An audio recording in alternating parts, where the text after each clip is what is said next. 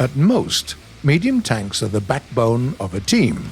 Those are well-balanced all-rounders capable of carrying out a wide variety of missions, breaking through an enemy formation at cap zone, guarding flanks, launching lightning-quick attacks. A medium tank can do it all. That's why today we're going to talk about the most interesting vehicles of the class. The fastest, the deadliest, and the toughest.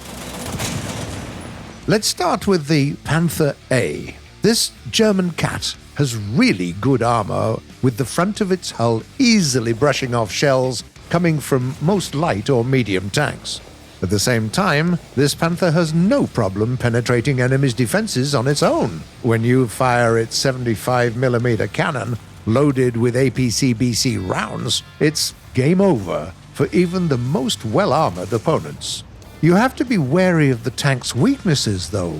The armor on its turret is certainly not the sturdiest out there, and the Panther makes for a rather big target. It's also painfully slow in reverse, with a max speed of only 4 kph.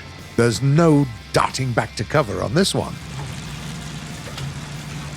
The next vehicle on our list is an Italian tank of American descent, the M26A1 Pershing. Why the Italian version specifically, you might ask? Well, first of all, because it's fitted with a very punchy gun taken from the M46. Furthermore, it has decent protection in the front, making it a tough nut to crack at long range. And thanks to a well-armored turret and a max depression of -10 degrees, it performs really well even on very uneven terrain. Moreover, this tank has access to a very nice selection of rounds, including APC-BCs, smokes, and APCRs, the last of which are capable of penetrating more than 250mm of steel. All in all, it's a pretty good all-rounder, with only one slight problem. We really wish it had a more powerful engine. It's not as bad as, say, the T95, but it takes a lot of time to get it going at full speed. Then there is the Japanese tank called the Qilaw. Its 75mm cannon is devastatingly powerful for its BR. Its rounds, carrying 80 grams of TNT, can also pierce up to 150mm of armor. At its BR, there are literally only several vehicles capable of surviving even a single hit with one of those. And it's probably only fair that the vehicle itself doesn't have much in terms of defense. And it's also rather slow. With that kind of firepower, though, totally worth it. The FV4202 is a British tank with decent, albeit somewhat peculiar, armor. Its upper frontal plate, sloped at almost 70 degrees, can bounce a lot of shots. The tank's turret is also pretty sturdy and houses a nice punchy 20-pounder equipped with a 2-plane stabilizer. At the same time, it has rather thin armor in the front of the hull, routinely penetrated by high-caliber rounds. And the tank is not the fastest, let's put it this way. In the hands of a steady, cool-headed tanker, though, it gets the job done. In style. Ta-da! The first French vehicle here is the Lorraine 40T.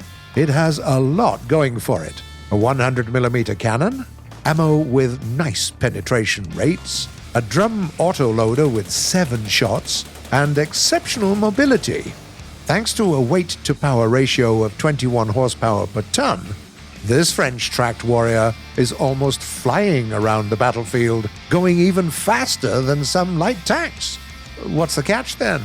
Armor, or more precisely, the lack of it. The tank is protected by 30mm, or in the best-case scenario, by 40mm of steel. That can save you from some machine gun fire, but not from tank shells. And the Lorraine 40T has a pretty big frame, making it a rather easy target.